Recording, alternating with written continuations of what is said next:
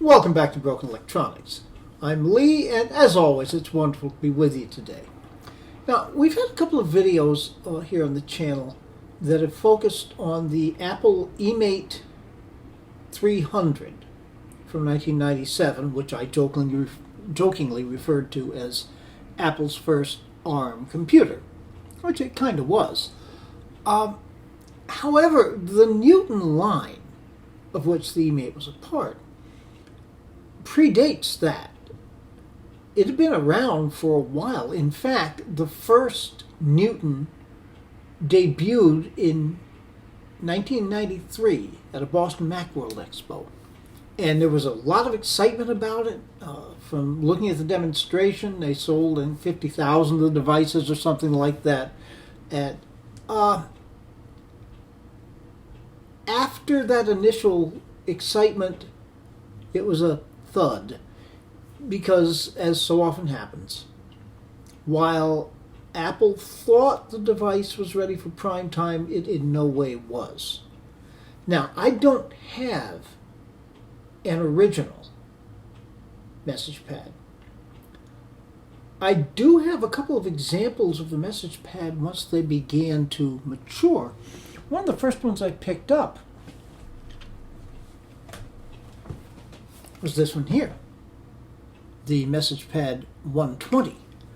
This came out in January of 1995, and many improvements, an improved version of the operating system, etc. A lot of good things. Now, I also picked up, a while after that, this guy. This is a MessagePad 110, debuted in March of 1994. Now, why I would backtrack having the 120 to go to a 110, less robust operating system, fundamentally the same thing here. We can take a bit of a look at that. Here in the original MessagePad, there's a locking mechanism on the back, and we can pop out the PCMCIA slot. That's a dummy. Okay. We have our stylus.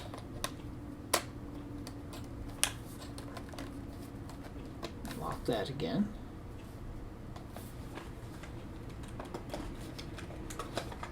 Open the battery compartment. Operates on 4 AA batteries. And the battery life was, they're supposed to get as much as 30 hours on those 4 AA batteries. And you could use rechargeables, of course. All right. And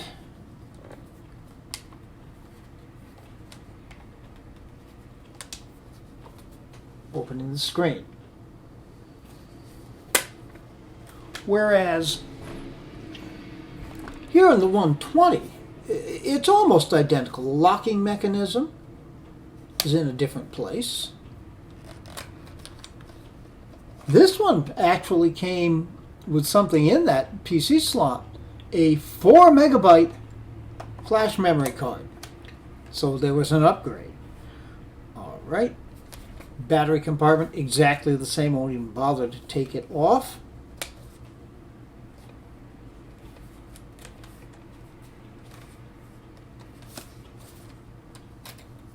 Stylus again. Almost identical. About the only real difference I saw is that for some reason they moved the lock for the PCMCIA slot. All right. So, having this, why would I pick up this? Well, this guy came with a bunch of extras. And we're going to take a look at that now. Just going from what's on top. This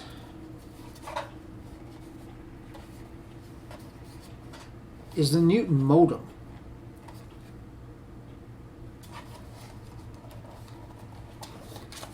It had the Apple proprietary serial connector, so you could connect it to your Newton, because The Newtons, of course,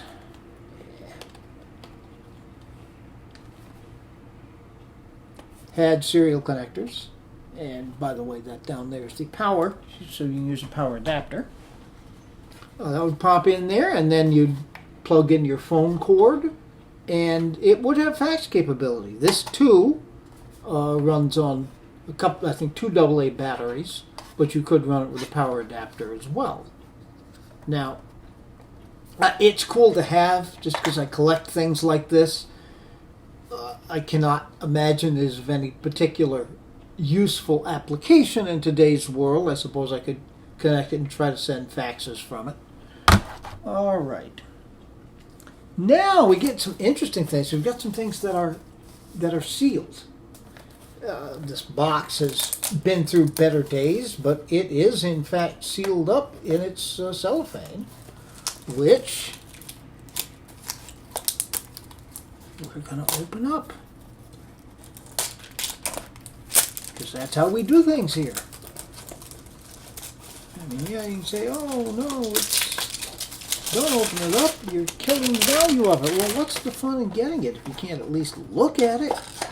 All right, now this is, yeah, I mentioned you could run it on rechargeables. See, I haven't actually seen what's in here. Documentation for the rechargeable battery pack, and the warranty for that item. Put that aside so I can file warranty claims. I mean, certainly Apple would honor the warranty. It only goes back to 1994, right? All right, and yes, this is the battery pack. It would go in there, and it can be recharged. All right, so that's one. Now, a whole bunch of booklets. Apple Customer Services, Newton, Fax Modem Card Handbook, MessagePad 110 Setup and Handwriting Guide. Trying to teach it to recognize your handwriting with the stylus. Software titles, because of course you could put on additional software. There's an electronic mailbox built into your Newton. It goes where you go. It's open 24 hours a day, and you can start using it right now. Newton Mail. So, yeah, do email. Apple Customer Services. Okay, we have all of those things. Now, TapWorks, the 4-in-1 business productivity tool. Little office thing. You can do text, spreadsheets, drawings, graphs. That's interesting.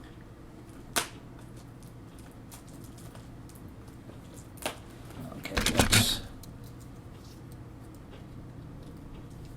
get the Swiss Army knife. Don't leave home without it. All right.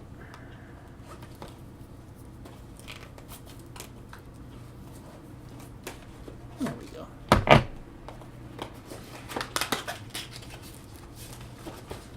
And we have our documentation, user's manual. This would have to install, of course, from a computer. So we've got our 2 floppy disks that would plug in there.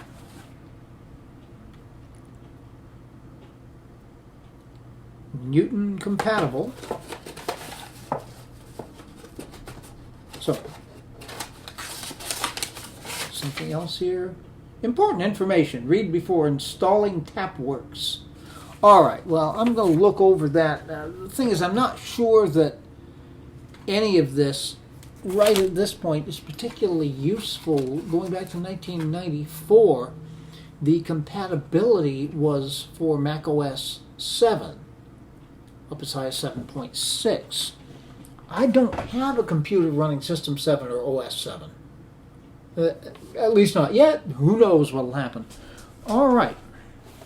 Now this is interesting. This is not sealed, so one assumes it's been used. The Newton Connection Kit for Macintosh. New version 2.0 includes powerful import-export capabilities, plus Newton software sampler. Alright, and we get quite a manual here for the connection kit for Macintosh. We'd like to hear from you. Oh, I should send this right in, the product registration card. Very important. Send for your free software title today. I should do that too, because of course they'll still honor that. Software sampler. Fortune 500 Guide to American Business. Go figure. Columbo's Mystery Cube. Oh my golly. Dell Crossword Puzzles. Silicon Casino. Okay.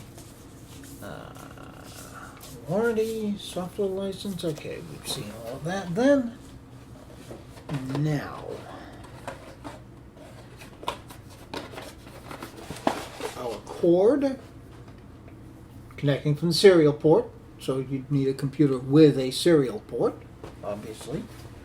Running Mac OS 7. Maybe it would connect to OS 8, I don't know. And our installation media. Floppy disks again. Well, we'll put that aside. You know, as of right now, I can't really make use of that. All right, one other thing here, the MessagePad charging station. So we got the battery pack. All right.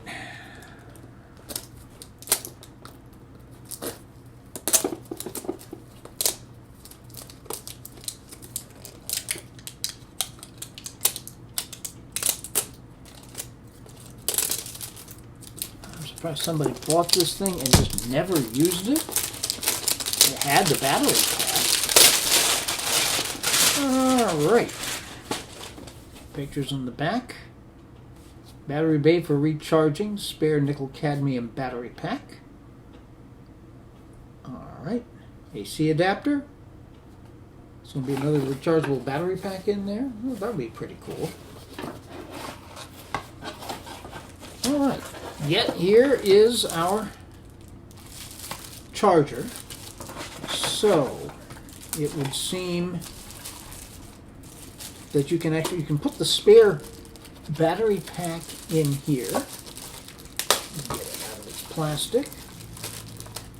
Yeah, that's what it looks like. Put in your spare battery pack so it will charge. And as well, put the Newton in to charge the battery pack that's in the Newton. So you always have the spare battery pack to go. Pretty cool. And not only that, there's a stylus holder. So this would basically form a cradle for your MessagePad.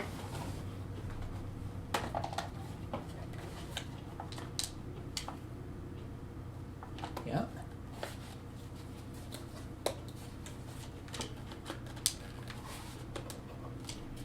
Well, something like this.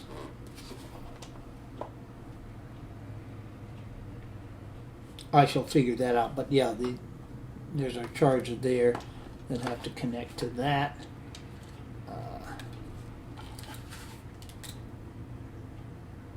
Yeah, all well and good. Okay. So, there's that.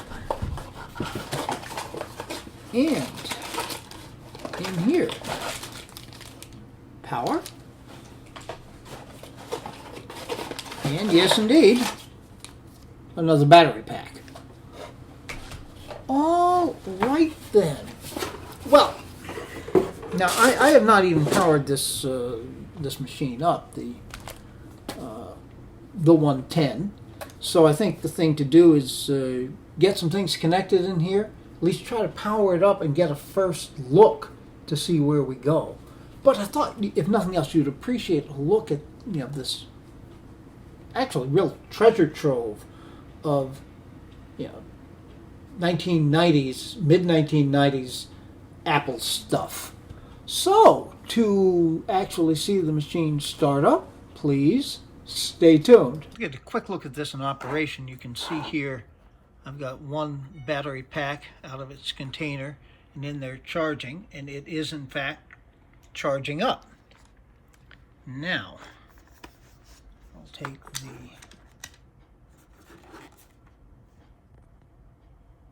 And that's interesting.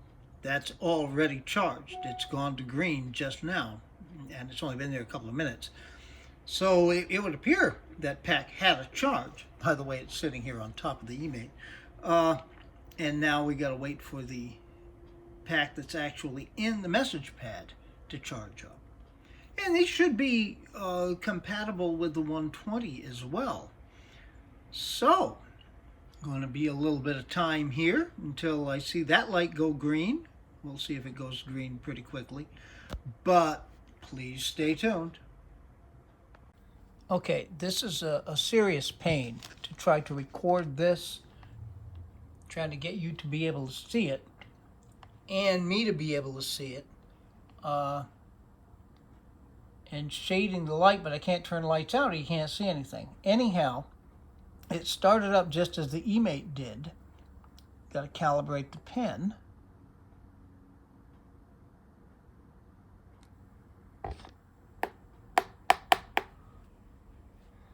Okay, and now down here.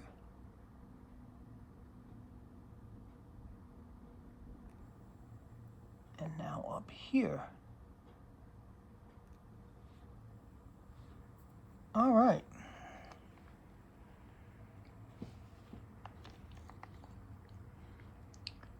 The backup battery. Okay, yeah, the backup battery is dead. There is a coin battery in there. I can certainly change that. And I will do that. Okay. Yeah, boy, I can hardly see this.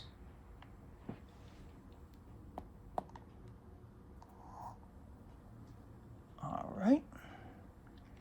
Okay, so we've got Bob Anderson. There's got to be a sample name in there, I'm sure, in the names card. We go to dates. Yeah, there we have our calendar application. Extras, this is what we found. Yeah, we found, this is all very, very similar to what we saw with the eMate. So you've got a series of extra applications here. Got an undo, find, assist for help, scroll mechanism there. Now, unfortunately, you may be able to see it a little bit better than me, but I can hardly read this.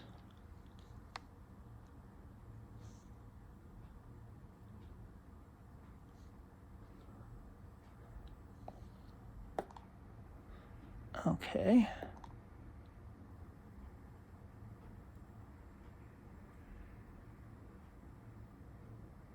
All right, well, if we've done nothing else, now there is no backlight on this early version, much the way there was in the eMate, so I'm going to have to figure out a way to work with this and find out what it can actually do. But at least we've seen here it does open up. The Newton OS is at least similar to the later version that we saw in the eMate. And, you know, I can get the set so that I can see it a little bit better and figure out what's going on. But at least we know now that the device does work, and we should be able to maybe do some comparisons to see how the 110 and the 120 differ from each other in terms of what works. All of the connection equipment and the battery pack and all of that should work equally well with the 120 as it does with the 110. All right, so I mean, we've seen some stuff. We've seen that the Newton does in fact work, and I shall do some research on getting this thing to actually function and do some comparison. So we'll get another video where we will compare the two. So until that time, be good to other people. Be good to yourselves. Everybody deserves for people to be good to them. Let's make the world a better place. Till such time as it is a better place, please take very, very good and careful care in these difficult times.